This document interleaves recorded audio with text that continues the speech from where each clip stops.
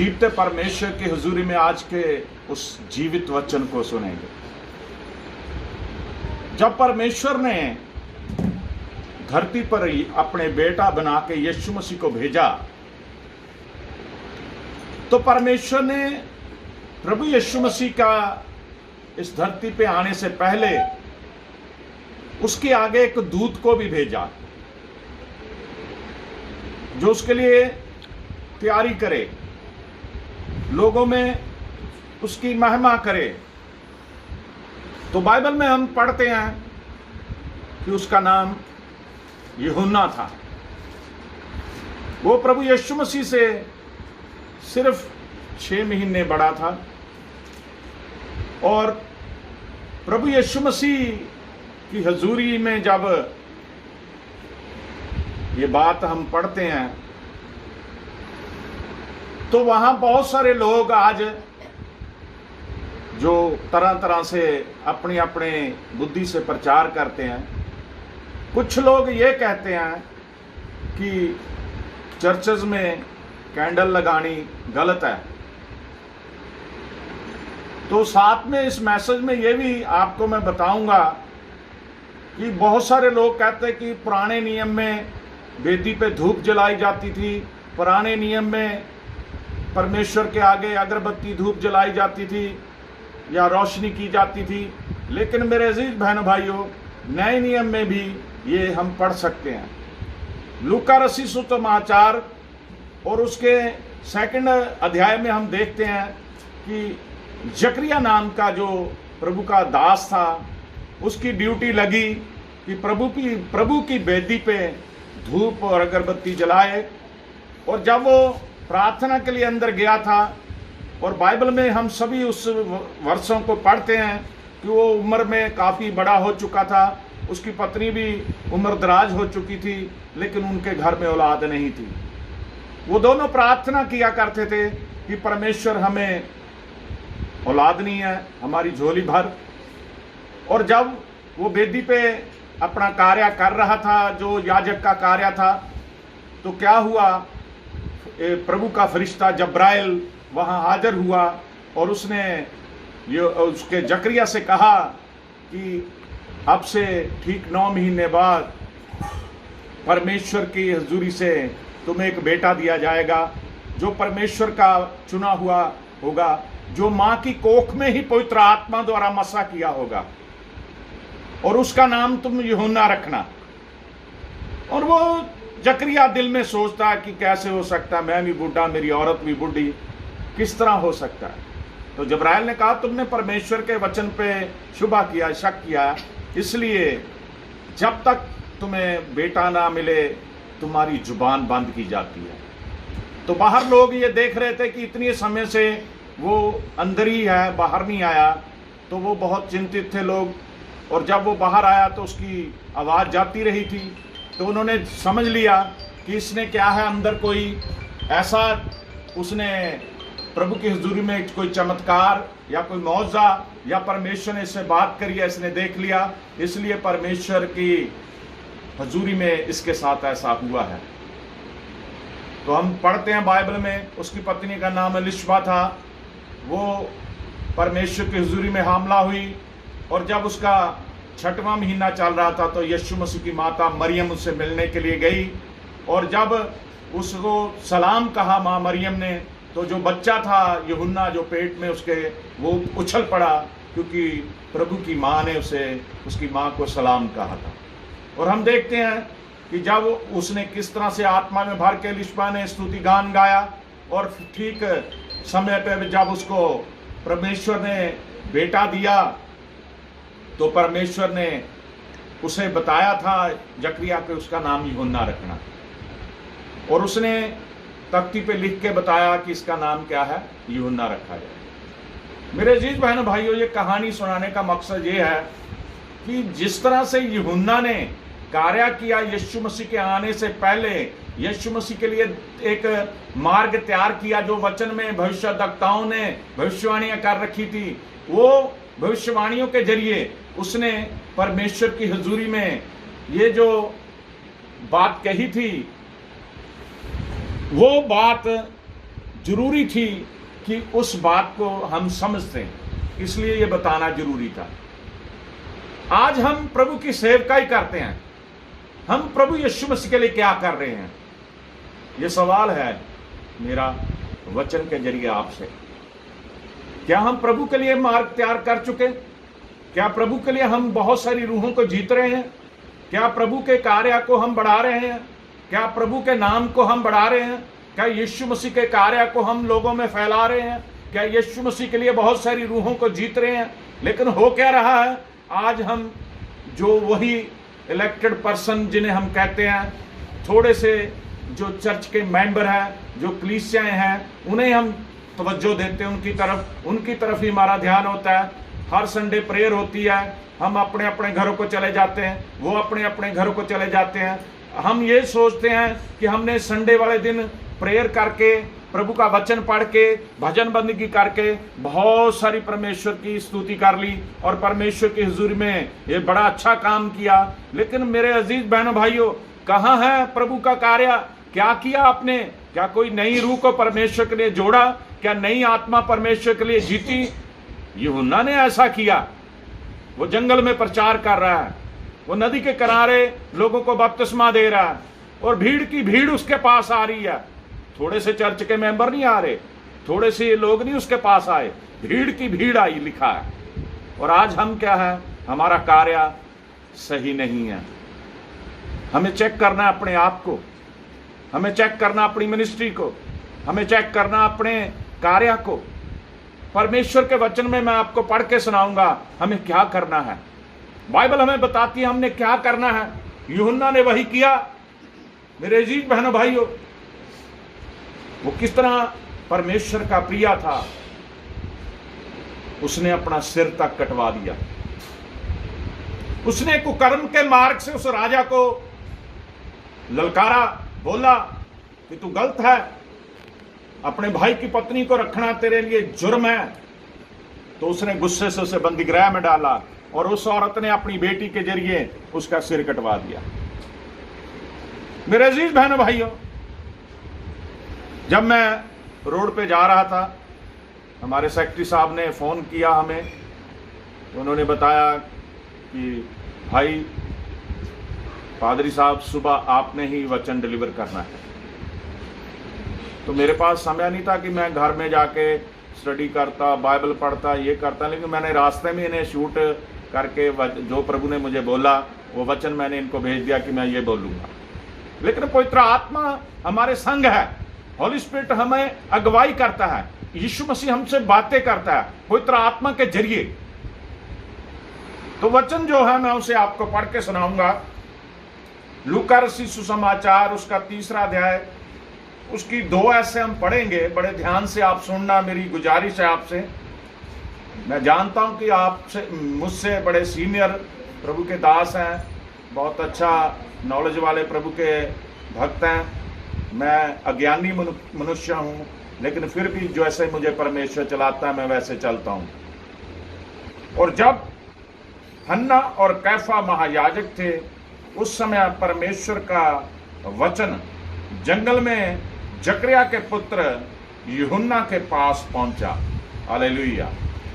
परमेश्वर का वचन किसके पास पहुंचा? जकरिया के पुत्र यूहन्ना के पास पहुंचा। यूहन्ना जो परमेश्वर का, यीशु मसीह का दूत बन के इस जगत में आया था। उसके बारे में कहा गया था ये मदिरा को हाथ नहीं लगाएगा, ये कोई भी ऐसी वस्तु नहीं खाएगा जो शुद्ध है। उसकी खुराक जो शहद और टिड्डियां थी, और वो रोम के वस्त्र पहनता था और जंगल में प्रचार करता था। मेरे अजीज बहन भाइयों, आज हमारे पास भी ये पवित्र बाइबल जो मेरे हाथ में, आपके हाथों में है, ये वचन है परमेश्वर का जीवित। हमारे पास भी ये वचन चल के आया और हम इस वचन को लेके कहां तक पहुंचे हैं, इस वचन को लेके हमने कहां तक प्रचार किया है? सिर्फ उसी राउंड में, अपने चर्चेज में, अपनी कलीसियाओं में, अपने लोगों में, बस। क्या जो दुनिया में दूसरे लोग हैं उन्हें यीशु मसीह का नाम नहीं सुनाना हमने? क्या जो दुनिया में दूसरे लोग हैं उन्हें यीशु मसीह के पीछे नहीं लाना हमने? हमारी ड्यूटी है कि बहुत सारी रूहों को जीते। हमारी ड्यूटी है प्रभु यीशु मसीह के पास उन्हें लेके आए। हमें डर है कि अगर हम प्रचार करेंगे तो जो एंटी कन्वर्शन बिल बनाया गया है इंडिया में, तो लोग कहेंगे ये तो धर्म परिवर्तन कर रहे हैं, लोग कहेंगे ये तो लोगों को क्रिश्चियन बना रहे हैं। ये काम नहीं है हमारा काम है अपने गुरु प्रभु यीशु मसीह के वचन को लोगों के दिलों में पहुंचाना। हमारा काम है अपने गुरु प्रभु यीशु मसीह की शिक्षाओं को लोगों को बताना। हमारा काम है जो उसने हमारे जीवन में करुणा की है, जो हमारे जीवन में उसने बहुत सारी ऐसी आशीषें दी हैं, साक्षी के रूप में लोगों को बताना है।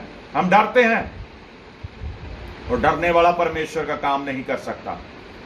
जिसके दिल में दुनियावी डर है, लोगों का डर है, समाज का डर है, वो रूहों को नहीं जीत सकता। मेरे अजीज बहनों भाइयों, रूहों को जीतना जरूरी है। आज समय बहुत नाजुक चल रहा है।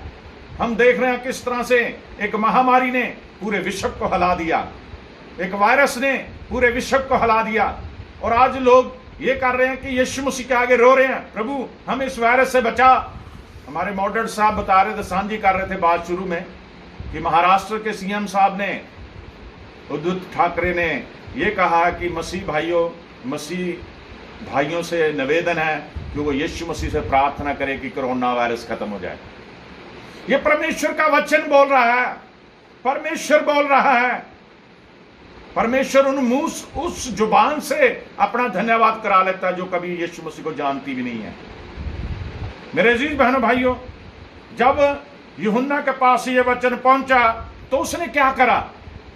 हमारे पास वचन हमारे हाथों में है, हम क्या करते हैं, लेकिन उसने क्या किया? वह यरदन के आसपास के सारे प्रदेश में जाकर पापों की क्षमा के लिए मन फिराव के बपतिस्मे का प्रचार करने लगा। हालेलुया। आज हम भी जब किसी को बैप्टाइज करते हैं, बाप, बेटा और होली स्पिरिट के जरिए उसको बोल के, पवित्र आत्मा के जरिए उसको बैप्टाइज कर देते हैं। बैप्टाइज करने का मतलब क्या है? यहां पे यूहन्ना ने जाके यरदन के आसपास जितना भी क्षेत्र था, मन फिराव का बपतिस्मा देने का प्रचार किया। उसने कहा, मेरे भाइयों, मेरी बहनों, तुम पाप में हो, तुम गुनाह में हो, तुमने गुनाह किए हैं, इसलिए परमेश्वर के पीछे आ जाओ। सॉरी, उस जीवित परमेश्वर के पीछे आ जाओ। मेरे अजीज बहनों भाइयों, उसने जब वचन उसके पास पहुंचा, वो आराम से नहीं बैठा, उसने दिन रात प्रभु का प्रचार शुरू कर दिया। मन फिराव के लिए उसने जोर लगा दिया और लोगों को बपतिस्मा देने लगा। हालेलुया। जैसे यशाया भविष्यद्वक्ता के कहे हुए वचनों की पुस्तक में लिखा है, जंगल में एक पुकारने वाले का शब्द हो रहा है कि प्रभु का मार्ग तैयार करो, उसकी सड़कें सीधी करो। प्रभु कौन है? हमारा यीशु मसीह। उसका मार्ग तैयार करो और सड़कें सीधी करो। आज हम देखते हैं रोड, जब तक रोड सही नहीं, सीधा नहीं होता, हम अपने मुकाम पे नहीं पहुंच सकते। अगर रोड में गड्ढे पड़े होंगे, रोड खराब होगा, हम लेट जाएंगे और हमें बहुत टेंशन होती है कि रोड तो बहुत खराब है। तो आज दुनिया का हाल यही है मेरे अजीज बहनों भाइयों। सड़कें बेकार हो चुकी हैं, यानी कि लोगों के हृदय गड्ढे पड़ चुके हैं, उनमें पाप में फंसे हुए हैं। हमें परमेश्वर के लिए उनके दिलों तक सड़क बनानी है, वचन के जरिए उनके दिलों में घर करना है, परमेश्वर का घर बनाना है। यशाया भविष्यद्वक्ता ने यही शब्द अपनी भविष्यवाणी में कहे, हर एक घाटी भर दी जाएगी और हर एक पहाड़ और टीला नीचा किया जाएगा, और जो टेढ़ा है वह सीधा, और जो ऊंचा नीचा है वह चौरस बनेगा, और हर प्राणी परमेश्वर के उद्धार को देखेगा। आमीन। आज प्रभु यीशु मसीह के उद्धार को हर प्राणी देख रहा है।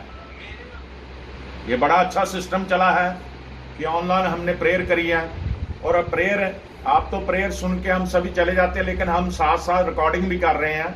अलग से एक फोन से रिकॉर्डिंग हो रही है जिसे यूट्यूब पे डालेंगे, ताकि और बहुत सारे लोग देखें कि आज हमारी यूसेनई जो मीटिंग हुई यूसेनई संस्था में, उसका जो प्रचार हुआ, उस प्रचार को हम लोगों में किस तरह से फैला रहे हैं कि हम भी प्रभु के राज्य को बढ़ाने में एक सहयोग कर रहे हैं। हमारा कार्य भी यही है कि प्रभु के लिए मार्ग तैयार करें। अब प्रभु यीशु मसीह धरती पे नहीं आएगा, अब वो बादलों पे जब यीशुवी रूप में अपने में आएगा, उसके साथ उसके लश्करों के लश्कर दूत होंगे, तो वो जिंदा और मुर्दों का इंसाफ करने से पहले जब सभी को लेने के लिए आएगा, जो उसके विश्वासी बेटे हैं, जो उसके लिए कार्य कर रहे हैं, जिन्होंने उसके लिए कार्य किया, उन सभी को वो लेके जाएगा और हवा में हम उससे मिलेंगे।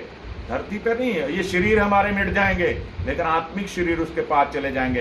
मेरे अजीज बहनों भाइयों, हमारी ड्यूटी है हम परमेश्वर के लिए कार्य करें। जिस तरह यूहन्ना ने प्रचार करा मन फिराव का, आज यही प्रचार हमारा है। आज धरती पे प्रचार ही यही है कि हम लोगों को बताएं कि आप पाप कर रहे हैं। हम डरते हैं लोगों को बताने से, हमें ये भय रहता है। आज बहुत सारे चर्चेज में ऐसा कार्य हो रहा है, मैं इस बात के लिए माफी चाहता हूं, लेकिन जो आत्मा बोल रही है उसके जरिए मैं ये सख्त शब्द बोल रहा हूं। कई बार प्रभु के दास चर्चेज में ऐसे लोग जो कलीसिया में गुनाह में फंसे हुए हैं, जो पाप में घिरे हुए हैं, जो गलत कार्य कर रहे हैं, उनके साथ समझौता कर लेते हैं। उन्हें वो कहते नहीं कि तुम पाप कर रहे हो, उन्हें बताते नहीं तुम गलत हो भाई या बहन, क्योंकि वो डरते हैं कि वो हमारी जो संस्था है या हमारी जो कलीसिया है वो कम हो जाएगी या वो चला जाएगा। मेरे अजीज बहनों भाइयों, यीशु मसीह ने तो साफ कहा, अगर तेरा एक हाथ गलत कार्य करता तो उसे काट के फेंक दे, इससे बेहतर है कि तू टुंडा होकर स्वर्ग में चला जाए। ऐसे हाथ से तो अच्छा है। ऐसे लोगों से हमने डरना नहीं है जो गुनाह कर रहे हैं और चर्च भी आ रहे हैं, और जो पाप कर रहे हैं वो प्रभु का नाम भी ले रहे हैं। जब एक बार तौबा कर ली है, तौबा के बाद कोई गुनाह नहीं होना चाहिए। तौबा करी, बपतिस्मा तभी लेता है इंसान जब तौबा करता है, और पाकरू तभी मिलती है जब सही चलता है। और मेरे अजीज बहनों भाइयों, लोगों ने आज पवित्र आत्मा का मजाक बना रखा है। हर कोई कह देता मुझे पवित्र आत्मा मिली है, लेकिन पवित्र आत्मा मिलती है सभी को, लेकिन कार्य कैसे है हमारे, आगे जाके आपको मैं सुनाता हूं। 7वें वर्ष में लिखा है, जो भीड़ की भीड़ उससे बपतिस्मा लेने को निकल कर आई थी, उनसे वह कहता था, हे सांप के बच्चों, तुम्हें किसने जता दिया कि आने वाले क्रोध से भागो। आने वाला क्रोध यानी कि उस समय बता दिया गया था कि अगर आप पाप से तौबा नहीं करोगे तो नरक में जाओगे। परमेश्वर का क्रोध तुम पे नाजिर होगा, परमेश्वर का क्रोध तुम पे भड़केगा। जिस तरह कौम इस्राएल वाले थोड़ी देर में परमेश्वर के वो उसकी आराधना में लौलीन हो जाते थे, थोड़ी देर में परमेश्वर को कुड़कुड़ा के छोड़ देते थे। ऐसा परमेश्वर लोगों को नहीं चाहता। वो चाहता है सभी लोग परमेश्वर के मार्ग पे चलें। और यूहन्ना ने उस भीड़ को जो उसके पास आ रही थी बपतिस्मा लेने के लिए, वो कह रहा, आप तुम्हें ये किसने जता दिया कि तुम उस क्रोध से बचोगे। सांप के बच्चों, सांप के बच्चे कौन हैं? वो लोग जो गलत कार्य कर रहे हैं, और वो शैतान के जो बच्चे बने हुए हैं, जो शैतान उनके दिमाग में डालता, वो कार्य जो कर रहे हैं, वो सांप के बच्चे उन्हें कहा गया है। मेरे अजीज बहन भाइयों, हम परमेश्वर के बच्चे हैं, हम परमेश्वर के चुने हुए बेटे बेटियां हैं। और जब चुने हुए बेटे बेटियां हैं तो हमने काम भी अच्छे करने हैं, हमने काम भी वो करने हैं जो हमारा पिता, हमारा यीशु, हमारा परमेश्वर चाहता है।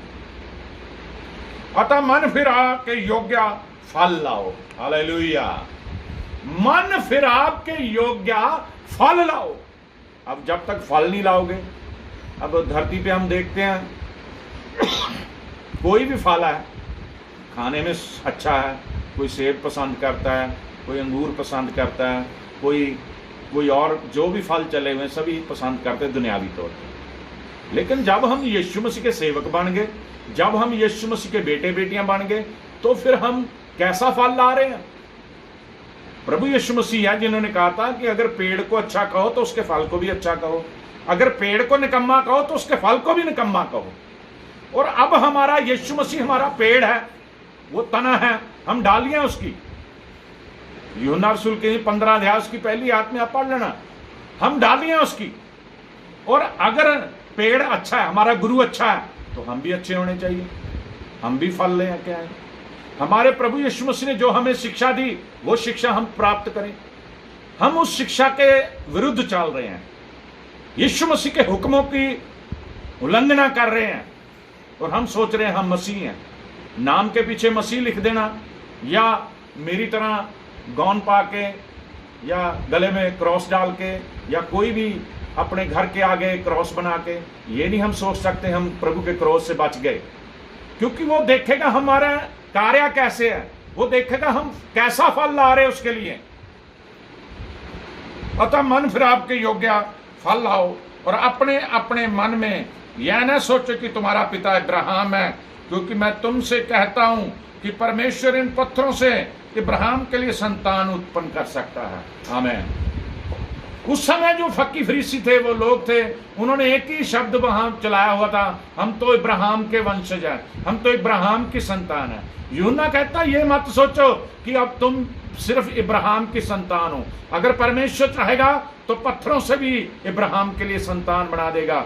और मेरे अजीज बहनों भाइयों, परमेश्वर कुछ भी कर सकता है। यीशु मसीह है जिन्होंने 12 चेले चुने, उनमें से एक ने गलत कार्य किया, वो फांसी लेके मर गया, लेकिन 11 चेलों ने, आज हम कुछ नहीं कर रहे, लेकिन उन 11 ने पूरे विश्व में यीशु मसीह के प्रचार को फैला दिया। मेरे अजीज बहनों भाइयों, हम तो सिर्फ अपने शहर में प्रचार करते हैं, हम तो सिर्फ अपने चर्च में प्रचार करते हैं, लेकिन प्रभु के उन चेलों के जीवन को देखिए जिन्होंने पूरे विश्व में उस प्रभु के प्रचार को फैला दिया। ऐसा कार्य हमें करना चाहिए। ये है जिंदगी में जो यीशु मसीह में चलने से फल है। हम ऐसे कार्य नहीं कर रहे। आज बहुत सारे बहन भाई भटक गए हैं, आज बहुत सारे बहन भाई परमेश्वर के मार्ग से दूर हो चुके हैं। मेरे अजीज बहन भाइयों, हो सकता है मेरी आवाज सही ना आ रही हो सकता है कोई नेटवर्क की प्रॉब्लम हो, लेकिन परमेश्वर तक ये वचन पहुंच रहा है। परमेश्वर के दूत इस वचन को वहां तक ले जा रहे हैं, और आपके दिलों में इस वचन को आज बीजा जा रहा है। और परमेश्वर का जो वचन बीजा जाता है तो वो फल जरूर लेके आता है। मेरे अजीज बहन भाई, हमने फल लेके आना है। और 9वीं आयत में लिखा, अब कुल्हाड़ा पेड़ों की जड़ पर है, इसलिए जो जो पेड़ अच्छा फल नहीं लाता वह काटा और आग में झोंका जाएगा। आमीन। ये जो समय है, अब समय है जो, ये समय बहुत नाजुक है। कुल्हाड़ा जो है लकड़ी काटने के जो काम आता है, लिखा अब कुल्हाड़ा पेड़ों की जड़ पे है, जो पेड़ अच्छा फल नहीं लाता वो काट दिया जाएगा। चाहे मैं प्रभु का दास हूं, अगर मैं भी फल नहीं से लेके आता तो मैं भी फिनिश हूं। जो पेड़ अच्छा फल नहीं लाएगा वो काट दिया जाएगा, क्योंकि कुल्हाड़ा अब क्या है, पेड़ की जड़ पे रखा हुआ है। प्रभु का वचन हमारी गर्दन पे है, हमारे सिर पे है। प्रभु का वचन हमारे हाथ में है, जो कुल्हाड़े का 2धारी तलवार का कार्य करता है। ये वचन जब हम खोलते हैं, ये वचन जब हम पढ़ते हैं, इस वचन को जब हम डिलीवर करते हैं, इस वचन को जब लोगों में बताते हैं, मेरे अजीज बहनों भाइयों, ये उनको भी काटेगा और जो सही नहीं चलता उसको भी काट देगा। दोनों तरफ से ये काटेगा।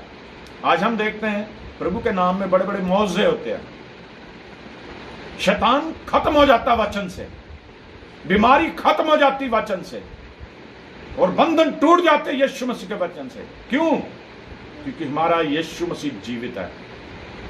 धरती पे सारी हिस्ट्री हम देखते हैं, धरती पे सब कुछ हम पढ़ते हैं, हिस्ट्रियां पढ़ते हैं, लेकिन क्या कभी आपने सुना है कि कोई मौत पे फतेह पाके तीसरे दिन मुर्दों में से जिंदा होके आज उस जीवित परमेश्वर, उस जिंदा परमेश्वर के सामने हम आराधना प्रार्थना कर रहे हैं? हमारा परमेश्वर जीवित है, हमारा परमेश्वर सुन रहा है। अगर मैं आज वचन बोल रहा हूं तो मेरा परमेश्वर मुझे कह रहा है कि ये बोल। अगर मैं ये वचन बोल रहा हूं तो होली स्पिरिट के जरिए वो मुझे कह रहा है कि बोल बेटा, ये वचन बोल।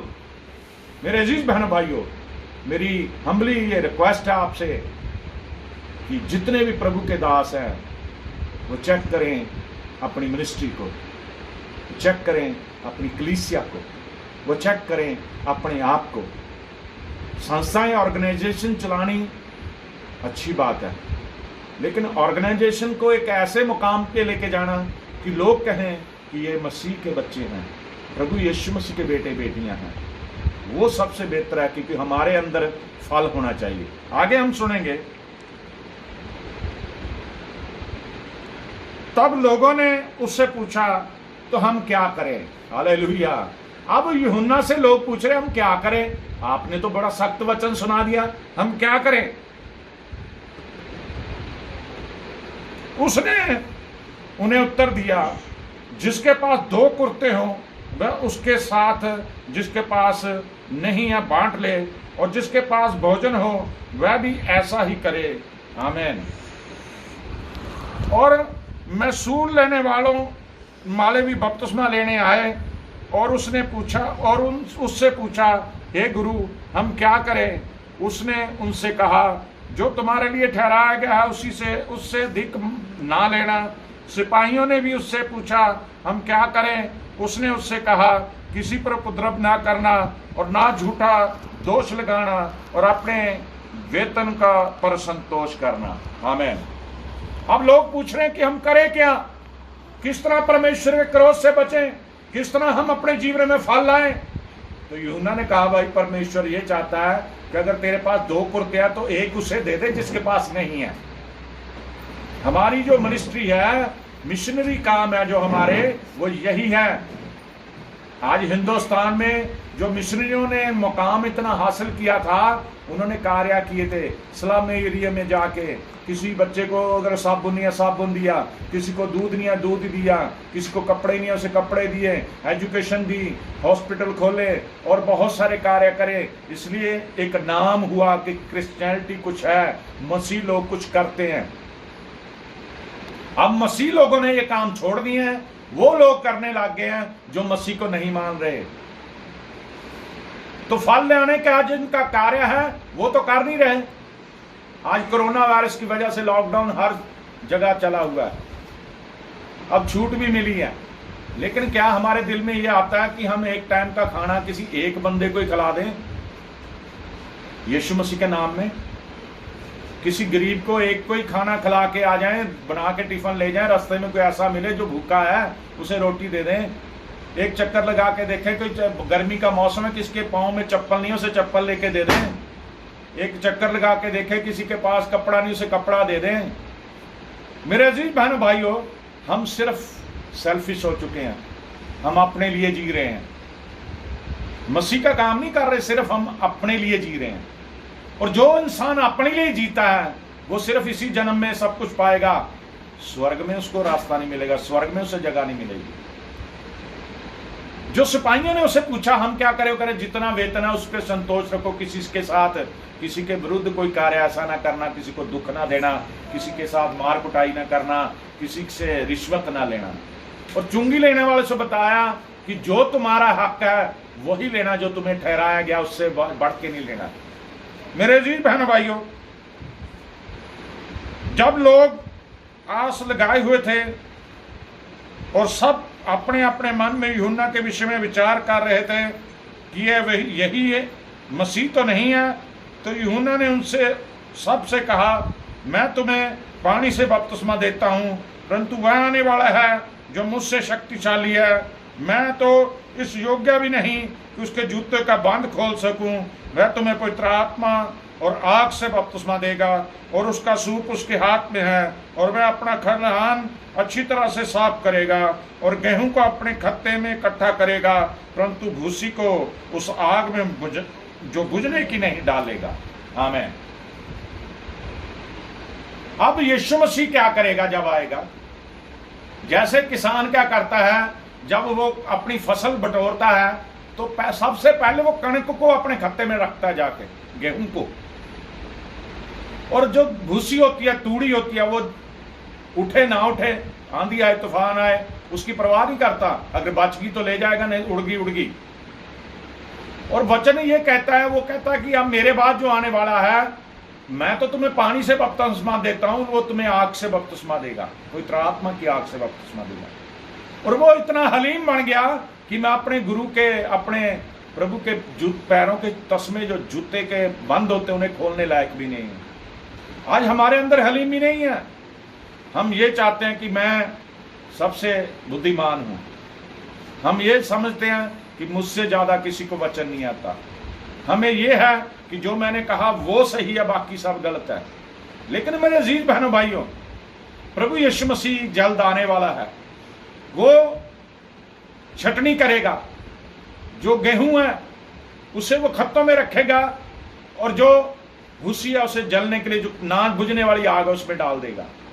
अब गेहूं है वो विश्वासी बेटे बेटियां जिन्होंने तौबा भी करी, बपतिस्मा भी लिया और जिन्होंने फल भी लाए जीवन में। और वो तूड़ी वो लोग हैं जो बपतिस्मा भी ले लिया, तौबा भी कर ली, लोगों में ये भी प्रचार करते मैंने हपाकरू पाया, लेकिन फिर भी वो बुरे काम कर रहे हैं, उनके पाप भरे कार्य है, दिखाने के लिए वो ऊपर से मसीह हैं लेकिन अंदर से वो शैतानी काम कर रहे हैं। वो आग की नरक की आग में डाले जाए। मेरे अजीज बहनों भाइयों, वचन की तरफ हमने ध्यान देना है। वचन बीजा जाता है, जैसे किसान जब जाता है वो मुट्ठियां भर के खेत में अपने फेंकता जाता है बीज को, लेकिन बोरियां भर के लेके आता है। जब हम वचन को सुनते हैं हमारे हृदय खुलने चाहिए, हमें दुनियावी कामों से सब सोच को दूर करना चाहिए। हम जो मैंने शुरू में आपको बताया कि हम प्रभु के दास होने के साथ साथ प्रभु के कार्य को करने के लिए चुने गए हैं। प्रभु का वचन जैसे यूहन्ना के पास पहुंचा, उसने उस वचन के अनुसार कार्य शुरू कर दिया। प्रभु का वचन हमारे पास भी पहुंचा, हमें ऑर्डेंट किया जाता है, हमें मसा किया जाता है और हमें यह हुक्म प्रभु का होता है कि हम प्रभु का प्रचार करें। मेरे अजीज बहन भाइयों, प्रभु का प्रचार कितने लोग कर रहे हैं? प्रभु का प्रचार कितने लोग कर रहे हैं ये चेक करें हम। क्या सिर्फ अपनी कलीसिया के लोगों को खुश करने के लिए हम समझौते कर रहे हैं? क्या अपने लोगों में हम ऐसा प्रचार नहीं कर रहे कि वो और अन्य जाति के लोगों को प्रभु के साथ जोड़ें? हम खुद आगे बढ़ें, डोर टू डोर। यीशु मसीह के जीवन को देखिए, उसने गांव गांव शहर शहर जाके प्रचार किया, एक जगह बैठ के प्रचार नहीं किया। उसने पूरे इज़राइल में प्रचार किया। मेरे अजीज बहन भाइयों, वो जो 11 चेले थे उन्होंने विश्व में उसके प्रचार को फैला दिया। और हमारी ड्यूटी भी यही है कि हम प्रभु के प्रचार को दुनिया में फैला दें ताकि परमेश्वर के नाम को महिमा मिले। प्रभु आप सभी को जिन्होंने इस वचन को सुना